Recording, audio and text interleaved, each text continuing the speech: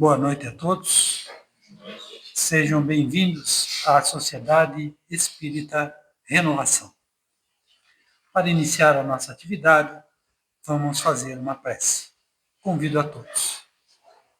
Senhor Deus, nosso Pai, Jesus Cristo, Mestre de amor, agradecemos a oportunidade do aprendizado, de novos entendimentos. Agradecemos a possibilidade de cada um estar aqui hoje e te pedimos as bênçãos de amor, os fluidos espirituais revitalizantes, para que nós abramos mentes e corações para novos aprendizados, que sejamos cada vez mais fraternos, mais amigos, mais irmãos. Te pedimos, Senhor, a orientação e a presença dos amigos espirituais encarregados desta atividade, aos mentores espirituais da casa, que o nosso palestrante ofereça as palavras ideais para todos os ouvidos, de encarnados e desencarnados. Certos do teu amor, te pedimos, Senhor, que permitas o início da nossa atividade desta noite. Que assim seja. Muito bem. Hoje nós teremos a palestra Cristianismo Redivivo, a ser proferida pelo nosso irmão, companheiro, Filinto Eisenbach Neto. Filinto, na vida profissional, é economista, consultor, professor universitário, e no movimento espírita, altamente comprometido com a atividade espírita, com a doutrina espírita. É, atualmente, o presidente de nossa casa. Convidamos, então, Filinto, a se achegar aqui no palco.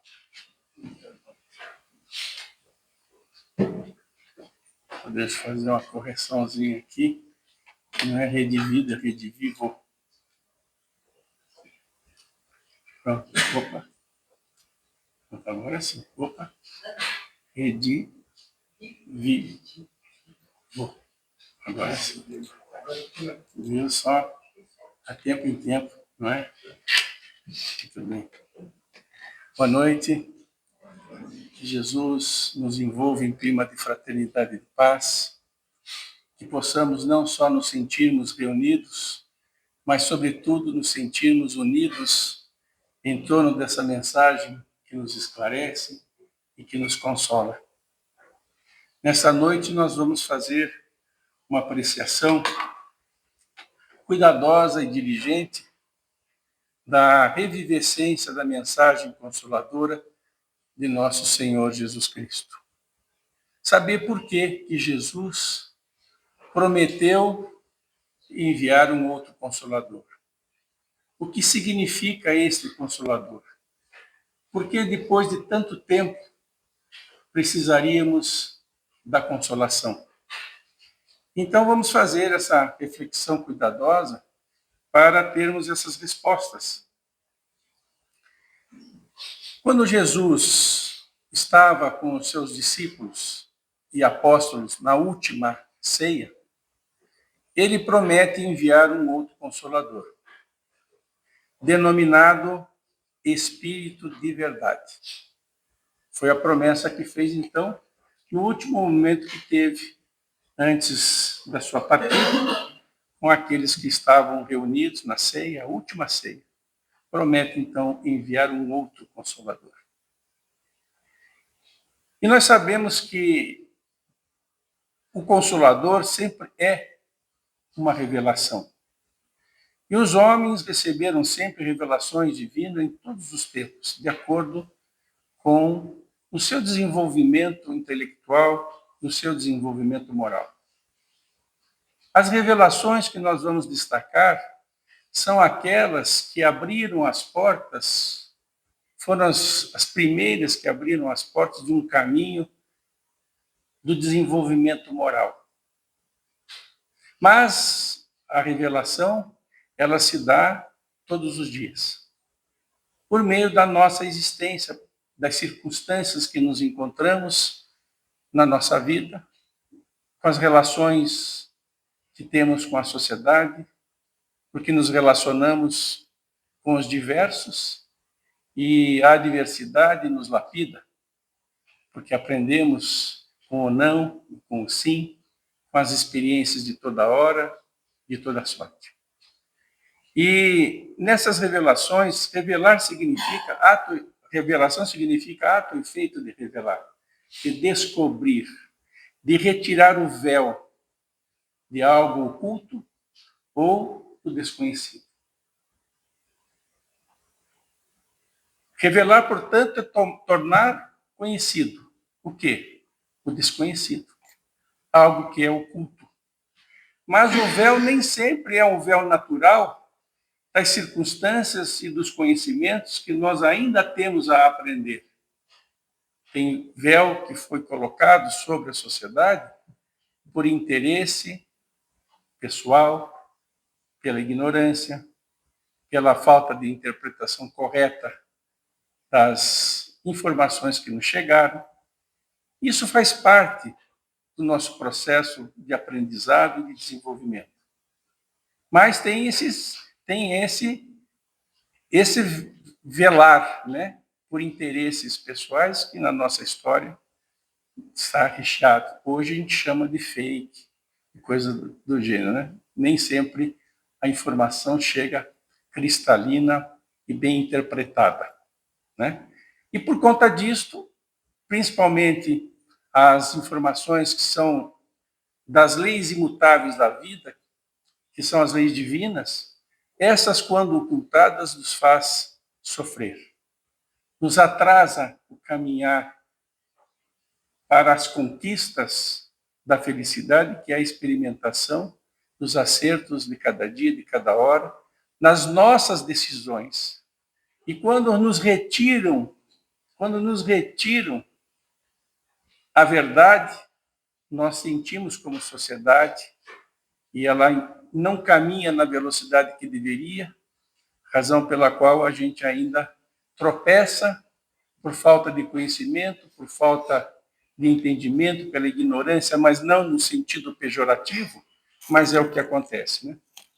Então, revelar é retirar este véu, aquilo que está oculto e o desconhecido. 3 grandes revelações são necessárias aqui para nós destacarmos que nunca estivemos sozinhos, não estamos sozinhos. Em cada momento do nosso desenvolvimento intelecto-moral como sociedade, nós tivemos sempre os grandes reveladores. Aqueles espíritos que chegaram para nos impulsionar, para nos dar um norte mais seguro, uma forma de caminhar nova, e assim se deu na perspectiva da ciência, na perspectiva espiritual. Nós tivemos a primeira revelação com Moisés, e Moisés trouxe a lição da justiça, apresentando-nos, então, um Deus único. Contribuiu para isso, que nós tivéssemos entendimento de um Deus único. Foi a sua contribuição. A segunda revelação vem com nosso Senhor Jesus Cristo.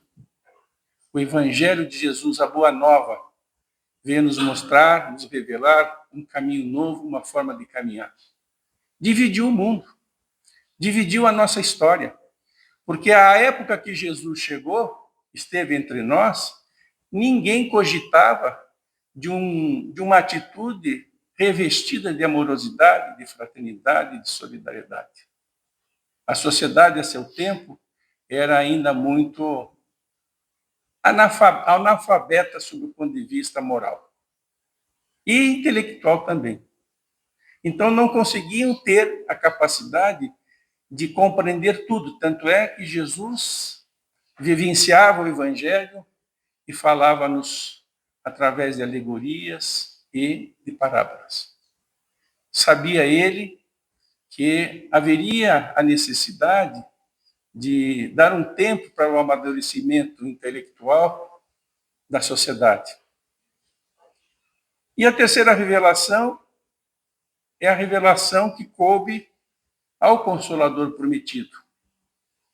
A sublime tarefa de restaurar a verdade, de trazer à luz a verdade e a revivescência deste cristianismo que, ao longo de 18 séculos, pela nossa infância moral, nós continuamos ainda tropeçando e sentindo as dificuldades, né, as limitações, as adversidades que já poderiam ter partido do seio da nossa sociedade.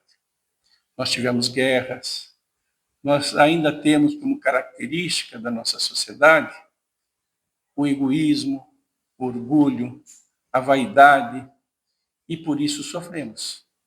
Nós ainda não nos encontramos.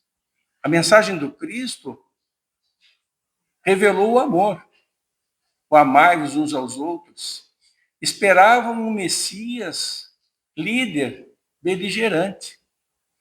E ele viveu no seio de uma sociedade difícil, mostrando um caminho novo e uma nova forma de caminhar. Então, as revelações não vêm uma mudar a outra. Jesus não veio modificar as leis de Moisés, porque ele trouxe o decálogo. Foi a primeira página de um caminho de desenvolvimento moral e respeito ao próximo, dos 10 mandamentos. A segunda página, a página de Jesus, que nos trouxe a boa nova, uma forma nova de caminhar. E o Espiritismo tem como projeto de Jesus fazer-nos relembrar a sua passagem por entre nós e dar-nos consciência porque 18 séculos dá para amadurecer o nosso pensamento, a nossa capacidade intelectual, mas é a missão que o Espiritismo tem. Aqui, então, no Evangelho segundo o Espiritismo, no capítulo 6, intitulado Cristo Consolador, item 5, Jesus traz a mensagem: venho como outrora entre os filhos desgarrados de Israel trazer a verdade e dissipar as trevas. Venho como outrora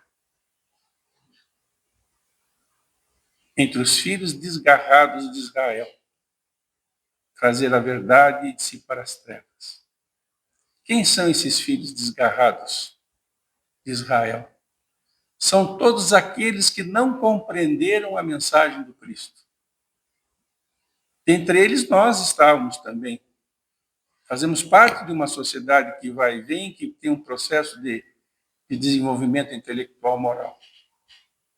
Nem todos conseguiram de pronto, nem todos entenderam a sua mensagem, nem todos conseguiram transformar o conhecimento da mensagem do Cristo em sentimentos. Razão pela qual Jesus fala-nos: venham, como outrora, entre os filhos desgarrados de Israel, trazer a verdade, restaurar a verdade, para dissipar as trevas. Verdade é luz. A luz faz com que as trevas batam em retirada, não é o contrário. E diz mais: escutai-me.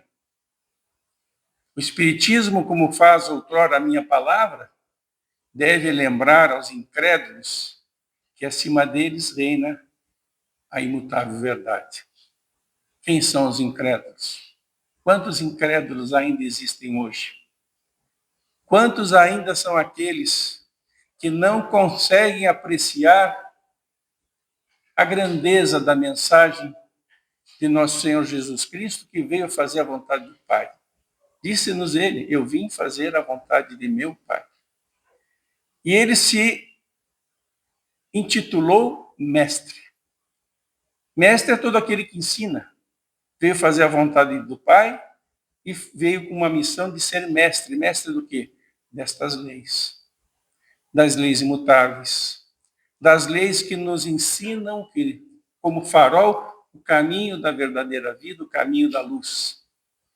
Então, o Espiritismo veio para restaurar aquilo que ele havia ensinado em parábolas, veio trazer à tona novamente essa mensagem depois de um tempo em que nos encontrávamos já mais preparados para assimilar a essência da mensagem do Cristo. E continua. O Deus bom, o Deus grande, dentro da mensagem, este Pai infinito, de sabedoria infinita, este Pai misericordioso, amoroso, que nos, de infinita justiça, de imparcialidade para com todos, em todas as circunstâncias, que nos possibilita este processo de desenvolvimento, ora intelectual, ora moral, através das múltiplas existências. Em cada uma, na configuração do planejamento do mundo espiritual, para nos conduzir passo a passo, a tempo, em tempo todo, o tempo todo, até chegarmos à plenitude, porque não podemos esquecer que somos criaturas imortais. Temos começo e não teremos fim. E precisamos caminhar aprendendo sempre. E este aprendizado nunca nos faltou, pela experiência da vida e pela razão, pelo entendimento das nossas reflexões. E continua ele, que quer que vos melhoreis e vos ameis. Esse Deus Pai, que faz germinar as plantas e soerguer as ondas, que quer que vos melhoreis e vos ameis, uns aos outros, como irmãos. Nós não chegamos nem perto ainda, não é fato? Nós não entendemos quando Jesus diz assim, Pai nosso. Se o Pai é nosso, se nós todos somos criaturas, nós somos irmãos. E por que será que nós não nos tratamos como irmãos? Porque nos falta o desenvolvimento moral. O desenvolvimento intelectual, nós avançamos muito, mas nos falta compreender a mensagem do Cristo. É na compreensão da mensagem do Cristo, na associação do desenvolvimento intelectual e moral, que nós vamos caminhar mais céleres nas conquistas e outras pairagens na nossa vida.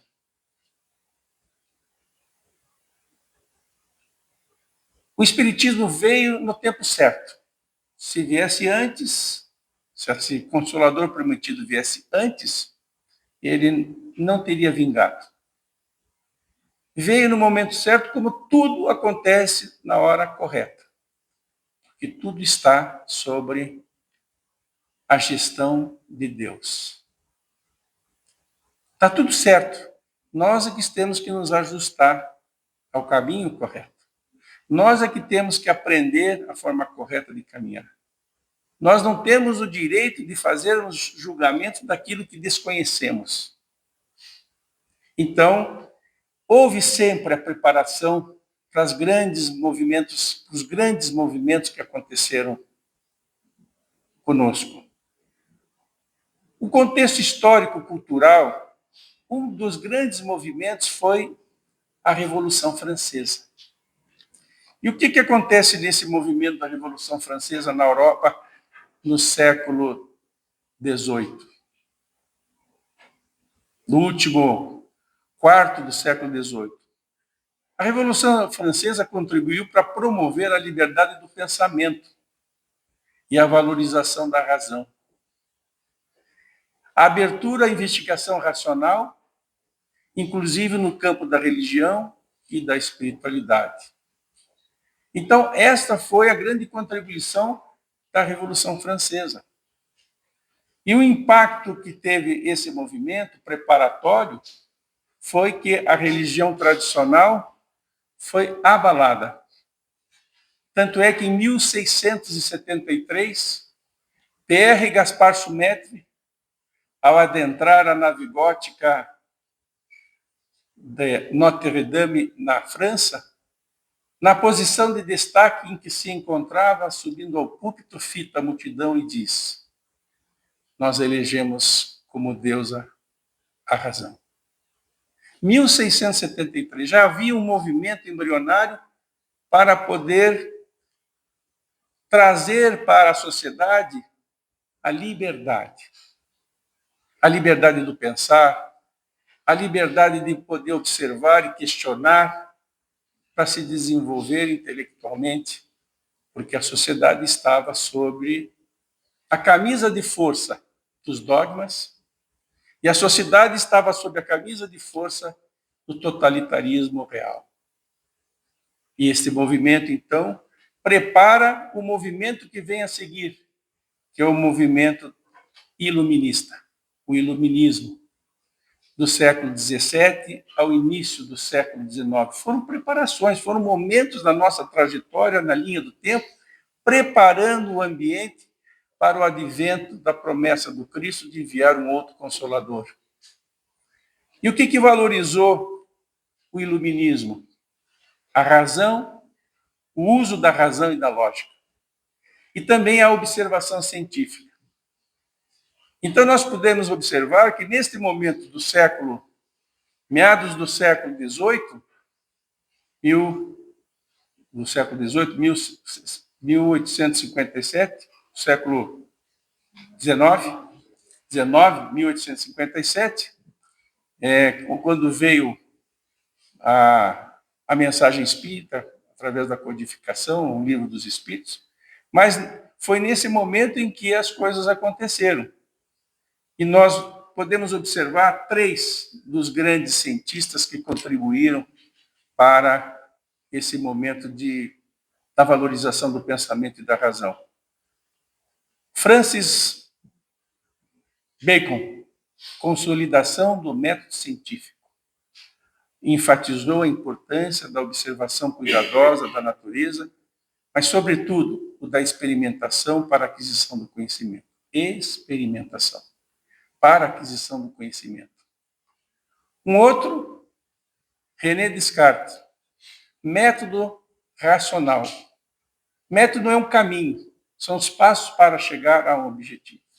O menor caminho para chegar na meta, método racional. Confiança na razão e a busca por um conhecimento sistematizado. Veja quais são as contribuições científicas de cada um. E o terceiro, são 2, Diderot e D'Alembert, a divulgação do saber. O saber começava a emergir em vários campos do conhecimento. Eu destaquei esses por conta do pensamento e da razão, da lógica e do método. O método de experimentação que Kardec, que é o codificador da doutrina espírita, utilizou quando foi fazer a apreciação das mensagens que lhe trouxeram do mundo espiritual. Então, eles eram enciclopedistas. A maior obra deles foi as enciclopédias. Mas não só a enciclopédia, o volume em si, mas naquela época nós tínhamos cientistas enciclopédicos, porque eles buscavam conhecer tudo. E estes tiveram a preocupação de compilar e disseminar o conhecimento naquela época. Então, nós podemos perceber quanto de crescimento e desenvolvimento a sociedade teve 18 séculos depois do Cristo.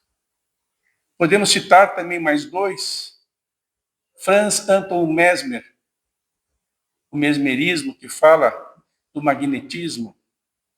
Podemos citar também Charles Richer, que estudava sobre a psique humana.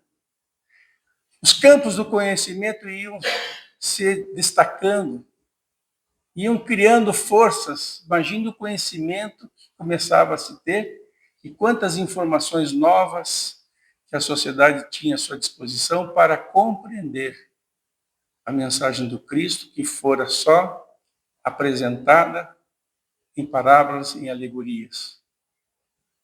Na sua essência, não se mudou nada. Mas como que nós poderíamos falar de mediunidade, que é o campo eletromagnético do encontro entre 2 mentes que se aproximam para poder fazer o registro, se nós não conhecíamos o magnetismo? Como que ele poderia falar? Então, você veja que a ciência ela contribuiu e muito. E o processo de desenvolvimento da ciência é um processo coordenado no processo evolutivo da humanidade do mundo espiritual. Quando nós reencarnamos, nós trazemos algo que a sociedade vai viver ainda. E a gente olha para os nossos netos, eu não tenho ainda, mas vejo os vovôs aí, né? Nossa, meu netinho é um gênio. E não é que ele é um gênio, ele é um espírito mais preparado que o seu tempo. Não para olhar o nosso tempo, que ainda tinha máquina de datilografia. Hoje eles têm a capacidade de trocar informações em tempo real, instantâneo. Só que ele já vem, as crianças de hoje já vêm preparadas do mundo espiritual para poder desenvolver e acelerar o desenvolvimento intelectual da sociedade que a gente vive.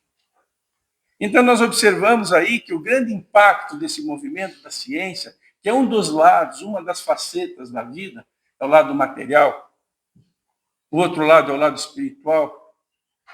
Só que para poder ter o desenvolvimento moral, precisa do desenvolvimento intelectual.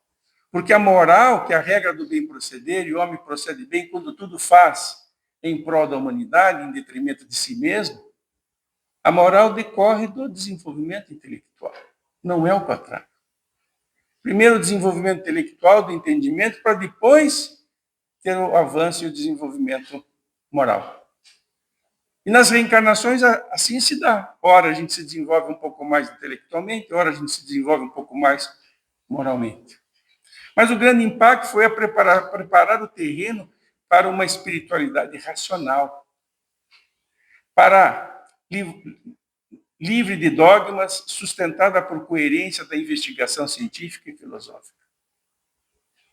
Não é mais uma fé dogmática, mas é uma fé raciocinada. É aquela fé que pode encarar a razão face a face em qualquer época da humanidade. Porque ela está fortalecida e desenvolvida pela razão sobre as leis imutáveis, as verdades. E aí nós temos aqui, neste contexto histórico-cultural, a Europa vivia um período de transição entre o materialismo histórico-científico e o renascimento de interesse espiritualista, não mais conectado à igreja instituição, porque a igreja era dogmática, não permitia a investigação e o questionamento. É isso que está acabado. A diferença do dogma e de um princípio é que todo dogma é um princípio, mas nem todo princípio é dogma. Por quê? Porque o princípio é a essência. O dogma é o princípio que você não pode questionar. E muitas vezes este princípio inquestionável foi o véu que não nos permitiu entendermos o Cristo. Veja que em nome do Cristo foi feito na nossa história. Jamais o Cristo recomendara, em nome dele, a beligerância, até porque nem como Messias que foi, ele foi beligerante como líder à sua época. Falara do amor, da boa nova, de uma forma diferente de caminhar, um novo caminho, uma nova forma de ser. E aí, nesse movimento, surgiu na Europa, em meados do século XIX, as famosas mesas girantes. Já ouviram falar? Mesas falantes. Está nos anais da história. As mesas se movimentavam, os efeitos físicos. O mundo espiritual abriu as cortinas e se apresentou numa invasão organizada de espíritos superiores para nos apresentar a continuidade da vida, a imortalidade. A imortalidade. Então, as mesas se movimentavam, as mesas respondiam a perguntas, batiam com os pés no chão, respondendo, apontando as letras do alfabeto, respondendo, formando palavras. Depois as pranchetas, os médicos colocavam a mão nas pranchetas, depois sugeriram que se pegava o lápis, surgiu a psicografia. O que eram essas mesas girantes? Eram sessões realizadas em salões, residências e espaços públicos. Participavam dessas reuniões, que era algo inusitado, mas que acontecia em toda a Europa, em todo o mundo. Em Hydesville, no condado de Wayne, nos Estados Unidos, também aconteciam os fenômenos de efeitos físicos para chamar a atenção nessa invasão organizada. Nós existimos. Nós somos espíritos. A vida continua. E participantes se reuniam, então, em torno da mesa e colocavam as mãos sobre elas e as mesas se movimentavam, respondiam as questões. Qual é a técnica utilizada? As respostas eram dadas por meio de batidas e correspondiam às letras do alfabeto, se montavam as palavras, as frases, então as orientações começaram. Foi o mundo espiritual que disse aos homens da Terra que eram espíritos. Não foi uma ideologia de alguém do mundo físico que disse que somos espíritos. Foram os espíritos que se apresentaram. E aí, aqui uma prancheta com a caneta, o lápis, e escrevia. Você põe a mão em cima e ela escrevia. Está nos anais da história. Está nos anais da história. Quer pesquisar, vai ver quanto de material existe sobre isso em meados do século XIX. Então, em síntese, o movimento das mesas girantes surgiu em um contexto único. A tradição religiosa estava sendo revista. A ciência florescia. A razão era valorizada. E a espiritualidade buscava novos caminhos.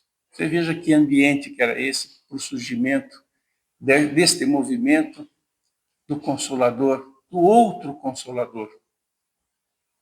E assim, nós identificamos que, a partir de um tempo, muitos passaram a considerar que os movimentos não eram causados pela mesa, e sim inteligências invisíveis. Estes muitos, no livro que fala-se As Mesas Girantes, que tem essa é a capa de um livro, são os cientistas da época. E dentre eles, o professor Hippolyte Léon Denisard de Rivail, eminente, insigne professor, discípulo de Pestalozzi e uma grande personalidade da sociedade científica francesa. Ele, convidado por um amigo chamado Sr. Fortier, que dizia que as mesas falavam, que as mesas respondiam. E ele dizia assim, cético, não posso crer que uma mesa fale, porque ela não tem cérebro. Mas, como o amigo era um amigo do rol dos pesquisadores, sério, ele foi com ele a uma dessas sessões. E observou que as mesas, de fato, com as pancadas, elas formavam as palavras e respondiam inteligentemente. E ele observa, então, que de um efeito inteligente, há de ter uma causa inteligente. Não é a mesa que responde, mas a que movimenta a mesa tem uma força que está por trás e que faz um efeito inteligente. Então, precisamos investigar.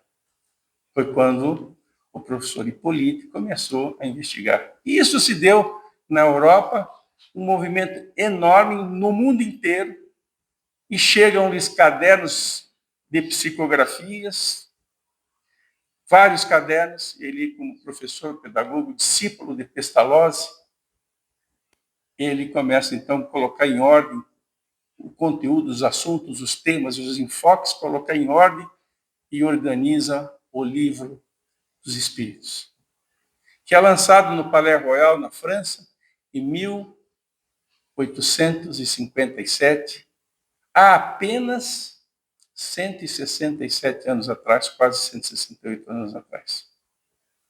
Ali surgia, então, um clarão. A cortina do mundo espiritual se abriu e a promessa do Cristo se cumpre com a obra pedra angular da doutrina espírita, que é o Livro dos Espíritos. Cada parte do Livro dos Espíritos tem um livro que aprofunda, formando o Pentateuco Espírita. Então, nós podemos dizer que foi neste ambiente que o Espiritismo encontrou terreno fértil para se manifestar como Consolador prometido, oferecendo fé lógica, moral e experimental. Porque foi através de um processo científico, de experimentação, de observação sistemática da realidade, num processo dedutivo, que se chegaram a compreender, então, nas comunicações, o caráter universal da mensagem dos Espíritos, que é o que dá força ao Espiritismo. Porque Espíritos somos nós. Quando sairmos do corpo físico, continuaremos sendo nós. Eu não tenho um espírito, eu sou um espírito. Estaremos no mundo espiritual com as conquistas que nós temos hoje. Então, nós podemos nos comunicar. Mas como é que nós podemos entender da veracidade e da força da mensagem espírita? Pela qualidade do conteúdo e pelo caráter universal da mensagem. Quando uma informação é trazida para o mundo físico, essa mesma informação se dá em diversos lugares, por diversos médiuns, a mesma resposta à mesma questão. Este é o caráter universal. Se algo for aditado ao Espiritismo, que é uma doutrina dinâmica, porque nós evoluímos no tempo, e este conhecimento evolui, e nós vamos recebendo informações à medida que nós evoluímos, então é uma doutrina dinâmica. Mas esta adição só será aceita quando tiver contemplado o caráter universal da mensagem espírita. Então, Jesus diz, então, vamos fazer a nossa reflexão da promessa do Cristo aos apóstolos, na última ceia, que diz assim, lá em João 14, 15, 17 e 26, se me amais, guardai os meus mandamentos. E eu rogarei a meu Pai, e ele vos enviará outro Consolador. O que ele quis dizer, se me amais, guardai os meus mandamentos? É uma condicional do Cristo entender quem é ou quem não é cristão. O guardar os mandamentos do Cristo não é tê-los no pensamento, mas é tê-los na atitude para viver no mundo sem ser do mundo, principalmente numa trajetória de 18 séculos. Quantos foram os mártires do cristianismo? Quantos são aqueles que caminham no mundo, vivendo no mundo sem ser do mundo, mesmo diante das adversidades, dando seu testemunho? São desafios do processo de evolução, das conquistas do espírito. Estes continuariam a viver no meio da adversidade, da dificuldade, nesses 18 séculos. Ou o mundo de hoje não tem adversidades superlativas? E os cristãos que o têm no coração, que buscam viver no mundo sem ser do mundo, precisam de consolo. O que significa consolar? É trazer a luz para perto. Vem de paracleto, de paralelo, junto. Trazer para perto, trazer para junto a luz. Consolar é trazer a luz para perto. Consolação é isto. E Jesus promete um outro Consolador para quem está vivendo no mundo sem ser do mundo, sofrendo as adversidades daqueles que ainda não aprenderam a compreender o que é ser fraternidade, ser fraterno. Nós olhamos, nos sentimos aflitos pelo mundo que se apresenta, não é verdade? Crianças que não têm, que estão na rua, mortalidade infantil, mortalidade materna, crianças fora da escola, as guerras. Nós estamos falando de quanto tempo? Nós estamos vivenciando momentos de dor. E não que a dor seja ruim, porque ela, na verdade, é um processo que nem o remédio amargo. Às vezes se faz necessário. Mas as dificuldades por que passamos não vêm de Deus. Vêm das nossas escolhas, das nossas atitudes. principalmente das atitudes que estão caracterizadas pelo egocentrismo, pelo egoísmo, pela vaidade. E essas é que oprimem a sociedade e aqueles que guardam Jesus no coração, que o têm no coração, que sabem viver no mundo sem ser do mundo, porque ainda é a maioria que vive no mundo sendo do mundo. Não muda em nada. Consegue criticar, consegue ver o que é errado, mas faz igual. Ou não é assim? E nós precisamos ter uma referência para podermos ter a capacidade de discernir, de distinguir o que convém do que não convém e sermos agentes da transformação como Cristo foi modelo e é o modelo e guia da humanidade. Dividiu o mundo, dividiu as eras. Então nós temos que entender o que é este outro Consolador que ele, projeto de Jesus, pediria ao Pai para nos enviar um outro Consolador que não seria mais ele, outro Consolador. E aqui ele dá a sequência, a fim de que fique eternamente convosco. A revelação de Moisés foi resultado de Moisés, da personalidade de Moisés. A revelação de Jesus foi o resultado do exemplo da vida para mostrar o caminho do amor de Jesus. E Jesus, como Rei Solar, que nos abraça a humanidade que gravita no sistema solar, como nosso grande pastor, modelo e guia da humanidade, enquanto tiver um desgarrado, ele vai continuar nos abraçando, nos acompanhando, levando no caminho da plenitude. Ele, então, pede a Deus Pai que nos envie um outro Consolador para ficar conosco. Nós temos a terceira revelação, que ela é coletiva. São os Espíritos, porque nós estamos preparados pela razão, pelo conhecimento, para entendermos melhor com a ajuda da ciência, para entendermos melhor que nós já podemos caminhar como irmãos. Já temos a condição de nos ajudar. A ciência fez uma contribuição importante. A doutrina espírita, no seu tríplice aspecto, faz uma outra contribuição enorme. E a ciência e a doutrina e a ciência espírita vão se dar as mãos. Por que a divisão? Se as leis resultantes da matéria, num processo de investigação, de experimentação, são verdades relativas ao momento que se nos apresentamos, mas as leis que o Espiritismo apresenta, que são as leis imutáveis de Deus, nosso Pai, elas contemplam a perspectiva material, mas também a espiritual. E a ciência está chegando para entender o mundo espiritual, quando não vai mais haver divisão. E aqueles que nós que viermos no mundo de regeneração logo mais, que vierem, nós já estaremos entendendo essas leis todas e não precisaremos mais de instituições, porque nós entenderemos no coração essas grandes leis. Que o nosso conhecimento serão aprendizados daquilo que é desconhecido, não daquilo que é só velado. Vamos crescendo e aprendendo no processo de desenvolvimento humano, depois de desenvolvimento de seres mais angelicais, até chegarmos à plenitude e podermos ser como Jesus disse, o Pai e eu somos um. Mas continua ele dizendo o seguinte, né?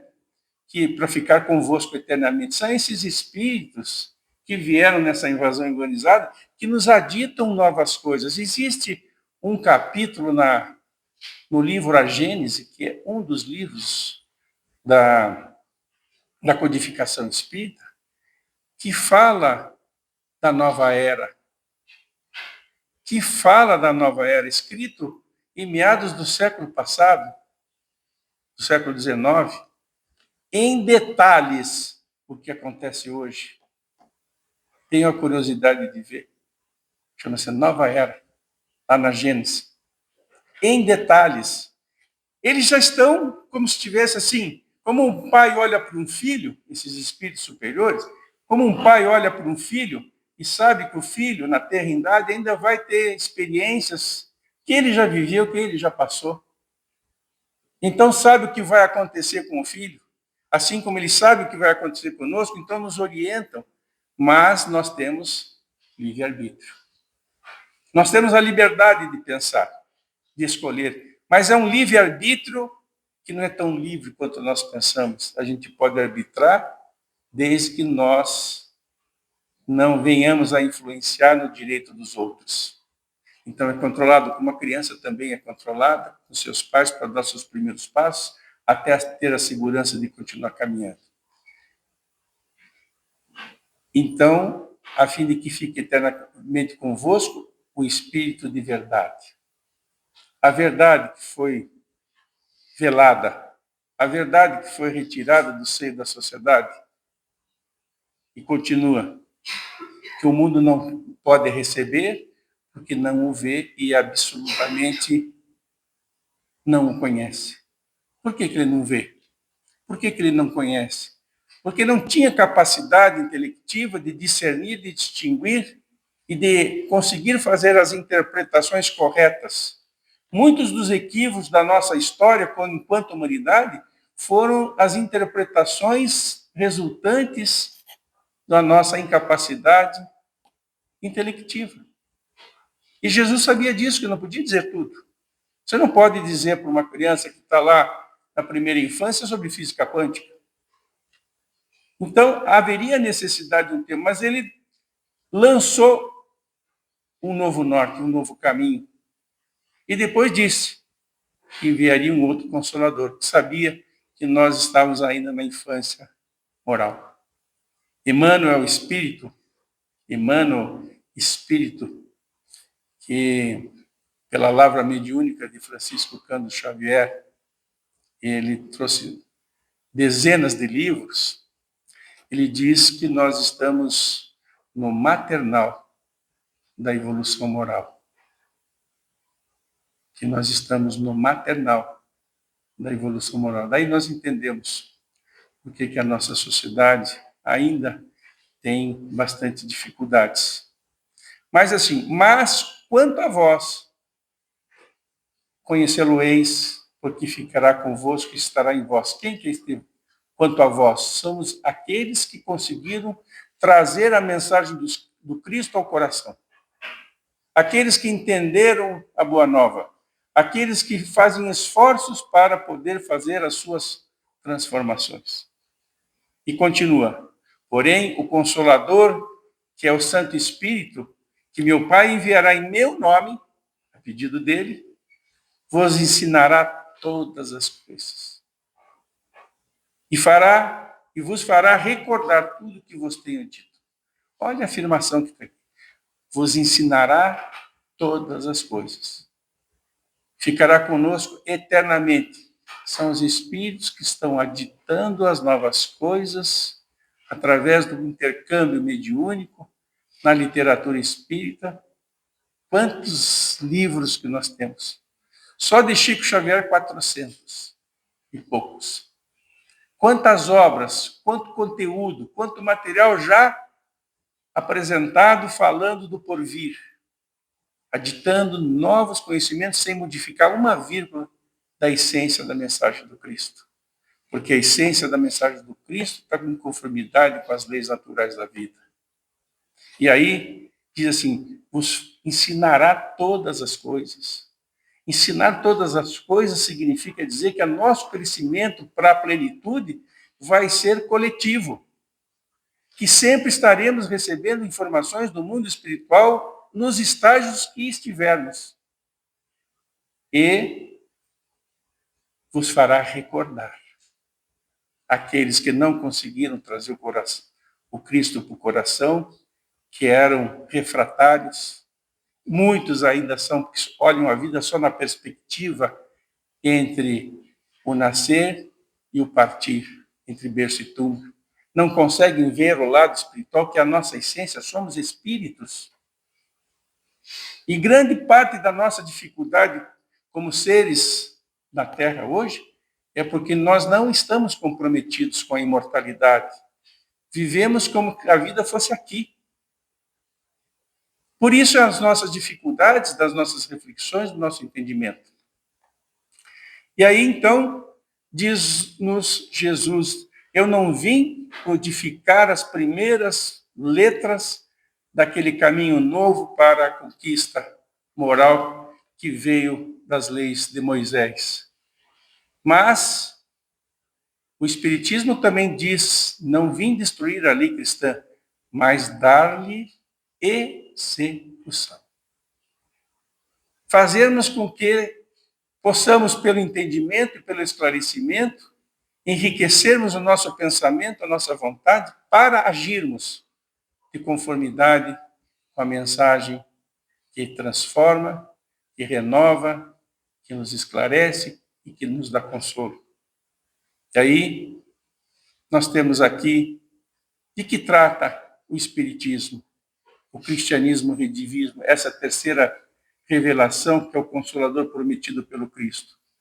A doutrina espírita, codificada por Allan Kardec, que foi o nome que o professor Hippolyte Léon Denisard de Rivail adotou quando lançou o Livro dos Espíritos, nome esse sugerido pelo espírito Zéfiro, quando de uma encarnação anterior, como sacerdote druida na região da Gália, hoje França, ele diz assim, coloca o nome de Allan Kardec, porque você é uma eminência intelectual na França.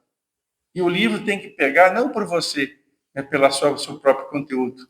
E Allan Kardec, então, foi o codificador do Espiritismo. Não é ele que fez, ele só colocou em ordem os assuntos, os temas e os enfoques com um cuidado cirúrgico. Só para vocês terem uma ideia, Allan Kardec muitas vezes ficava a noite inteira pensando como ele faria uma determinada pergunta para um determinado assunto, para que não suscitasse dúvidas ou interpretações equivocadas. Veja o cuidado. O pedagogo, discípulo de Pestalozzi, ele fez uma obra monumental.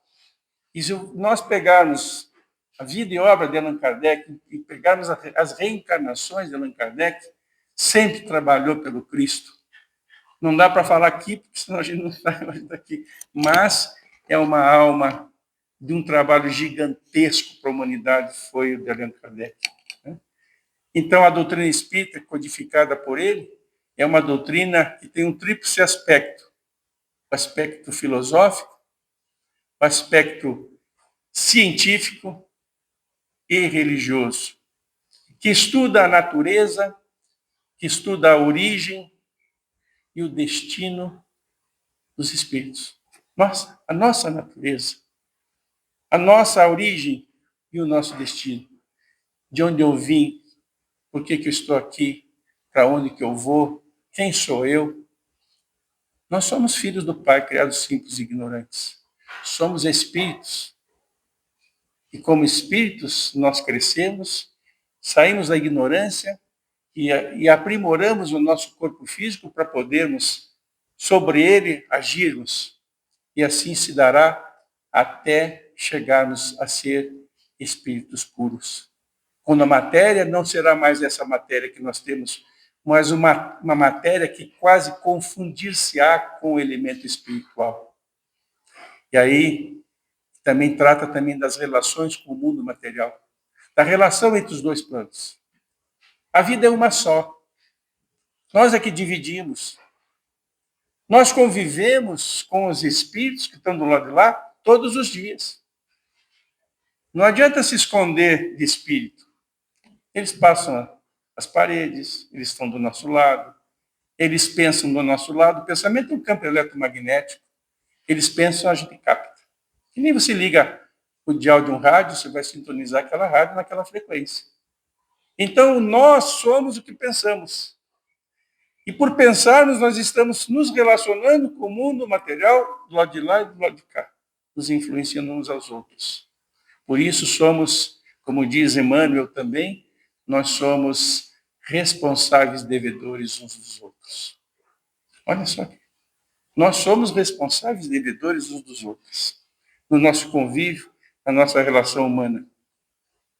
E aqui, então, diz assim, que o Espiritismo se baseia nos princípios revelados por espíritos superiores, superiores a nós, superiores, para nos fazer compreender a vida após a morte, para nos fazer compreender que a vida continua.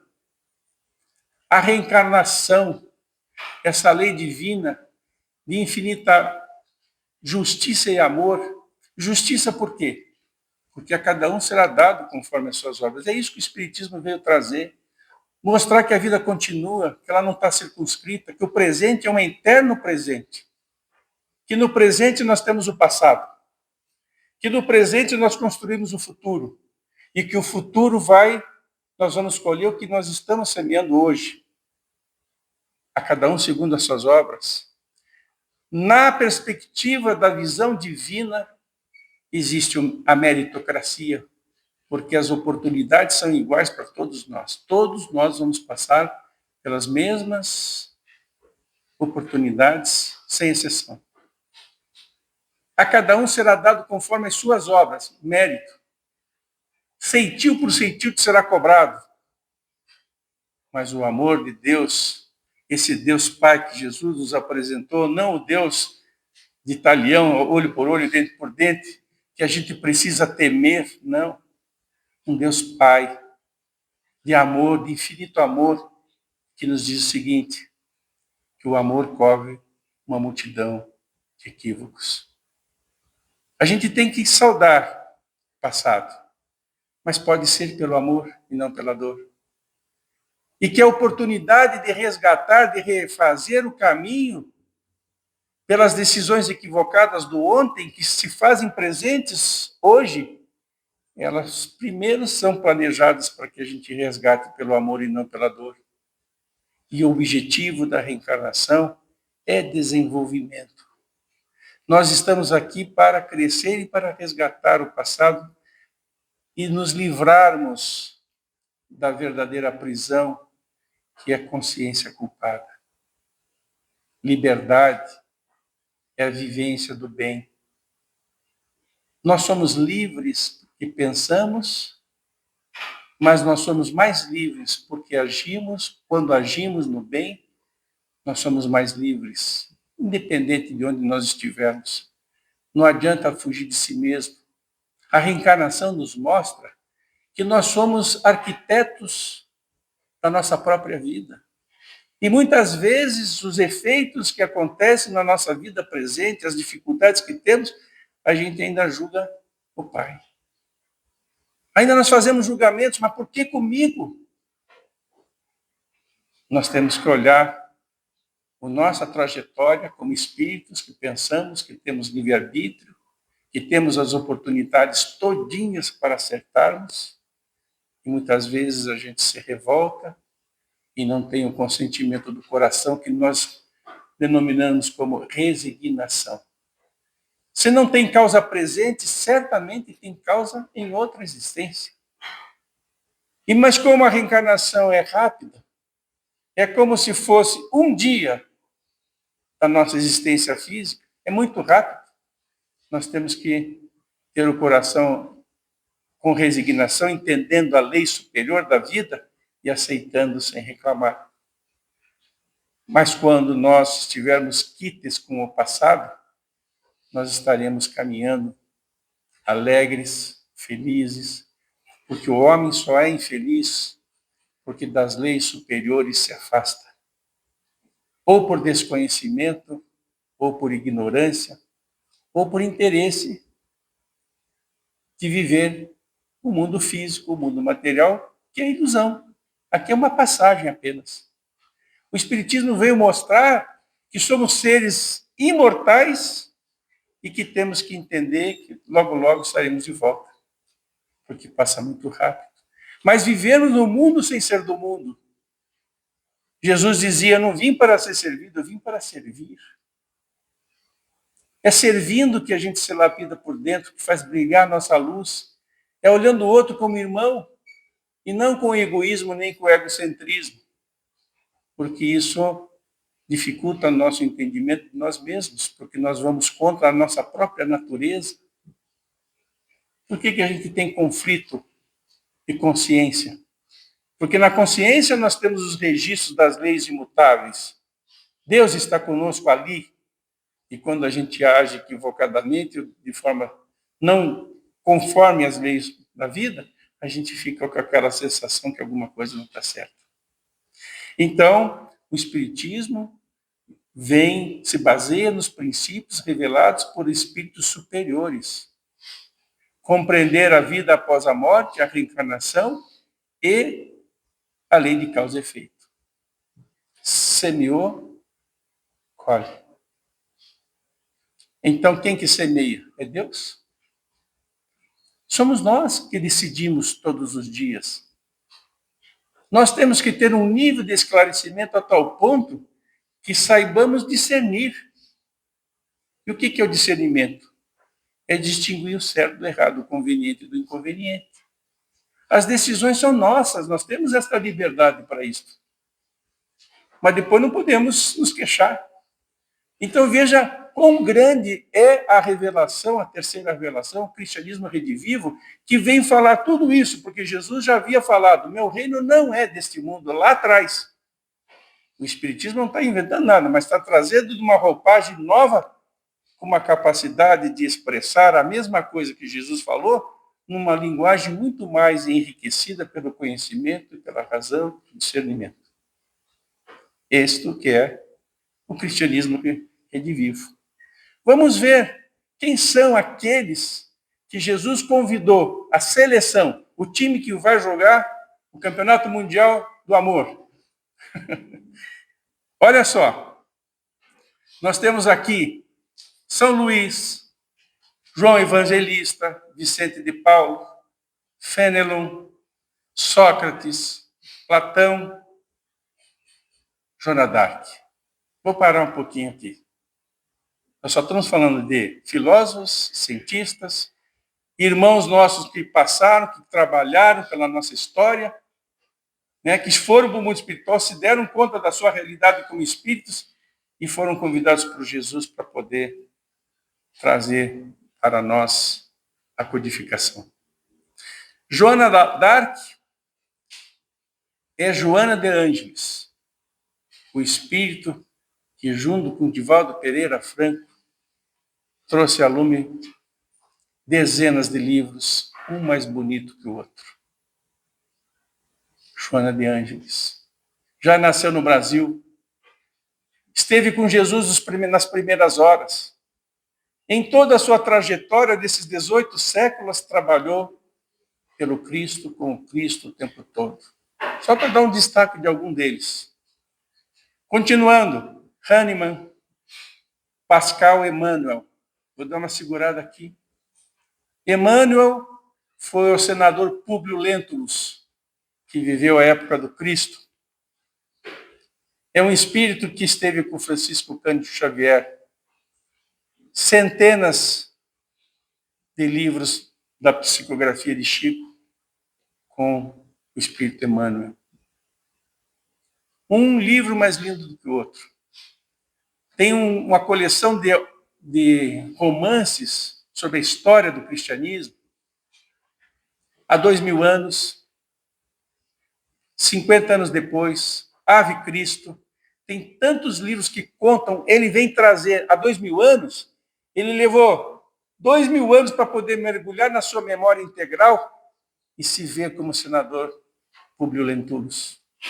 Imagina a misericórdia de Deus esperar 2000 anos para você ter estrutura moral para poder olhar o que você fez há 2000 anos atrás e o ressarcimento pelo amor. Hoje, Emmanuel está reencarnado no Brasil, no interior de São Paulo, já deve estar com uns 18 anos por aí. Vai trabalhar nesse período, nesse momento de transição planetária que nós estamos vivendo. É um desses espíritos que codificou, que trouxe Lacordaire, Paulo, São Luís, João Evangelista, Galileu Galilei, entre outros. Nós não estamos falando de qualquer um. Nós estamos falando de um time que Jesus convidou para trazer a terceira revelação, da experiência deles de terem vivido, de terem se transformados, de terem colocado Jesus no coração e caminhados de uma nova forma de caminhar, um novo rumo, caminho da luz. Então, a doutrina dos Espíritos, ela realiza todas as condições do Consolador que Jesus prometeu.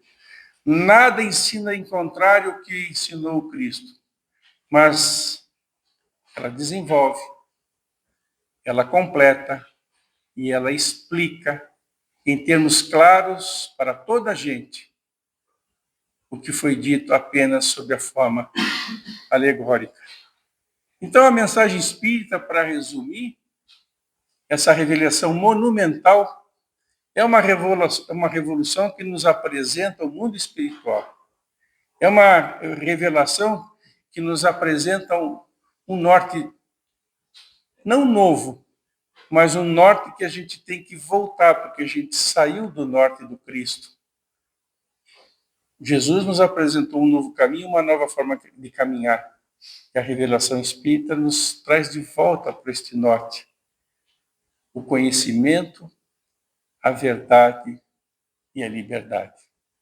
Conhecereis a verdade e a verdade vos libertará. Que Jesus nos envolva em clima de paz, que possamos refletir o quanto temos nos esforçado para colocar em nossas práticas do dia a dia a afabilidade e doçura. Quanto temos nos esforçado para compreender, para olhar o próximo como um irmão, para termos a força moral da fidelidade, para podermos viver no mundo sem ser do mundo. Quanto temos feito? E a mensagem espírita nos fala: reconhece-se o verdadeiro cristão ou o verdadeiro espírita pelos esforços que fazem domar as suas más inclinações, não as dos outros. E os espíritos aí terminam: quão pouco dentre vós fazem esforços. Todo dia um pouquinho. É preciso se autoconhecer, junto daqueles que estamos tendo a oportunidade de conviver, dos diferentes, para nos conhecermos. Como é que eu agi, como é que eu reagi, o que eu fiz e o que eu não fiz, como que temos seguido o Cristo, como temos transformado instintos em sentimentos. Nós precisamos olhar para dentro de nós e fazer uma revisita ao nosso coração e saber quem somos, o que pensamos, e conjugar com aquelas questões que são fundamentais para termos uma vida plena, importante aqui na Terra. De onde eu vim, por que eu estou aqui, para onde eu vou, quais são as minhas tendências, o que eu preciso corrigir, o que eu preciso reparar, o que eu preciso aprender, porque Deus nos abraça o tempo todo. Que possamos levar aos nossos corações a alegria deste ambiente, recheado desses espíritos superiores que nos abraçam a cada encontro. E que a doutrina espírita seja o nosso farol, porque ela é a revivescência da mensagem do Cristo na nossa época. Que Deus nos abençoe. Muita paz.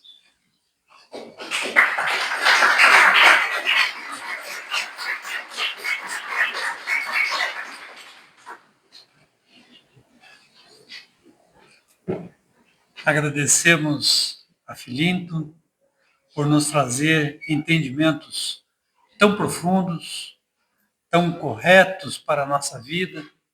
Se aplicarmos, poderemos descobrir verdadeiramente por que estamos aqui. Muito obrigado.